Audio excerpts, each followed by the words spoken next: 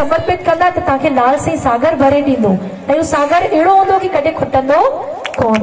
हिन लाइ लाल साईं आज्ञा कई हुई तॾहिं ई कि सिंधी आहियो न त हिकु हिसो भले रुपयो कढो, यथाशक्ति भक्ति आहे भई। फुल न त फुल जी पाखुड़ी कढी करे असां ईअं नथा चऊं कि ॿिए किथे तव्हांजे पंहिंजे शहर में जीअं मंदिर ठहे थो न, हिकु अकाउंट खोलाए छॾो बैंक में मंदिर जे नाले सां। ॾिसो कंहिंखे लॻंदो आहे अलाए असां ॾियूं था, अलाए कमु थिए थो, न माण्हू आहियूं, इंसान आहियूं, अलाए घणे प्रकार जा वीचार ईंदा आहिनि मन में।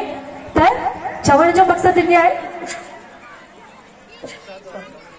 त चवण जो मक़सदु ईअं आहे, ॾिसो शेवादारी त शेवा ई कंदा, पर कंहिंजे मन में कोई वहम न रहे त हुन में अकाउंट में न सभिनि खे हिकु तव्हांजो ग्रुप हुजे, हुन में विझी छॾो भई हीअ अकाउंट नंबर आहे, जेके बि महीने में पैसा जमा थियनि हुन अकाउंट में विझी छॾे। कंहिंजे मथां भार बि कोन थींदो, हर कोई हुन में सहयोग ॾेई सघंदो ऐं दिलि सां त ॾियण ई खपे जेको तव्हां ॾेई सघो था, पर महीने महीने जो बि कढी करे हुन मंदिर जे कार्य में विझो। कंहिंखे मन में डाउट हुजे भई पैसा कीअं पिया ख़र्च थियनि, छा केर बि बैंक में वञी हुनजो स्टेटमेंट कढाए सघे थो, कंहिंखे कोई सवाल बि कोन ईंदो।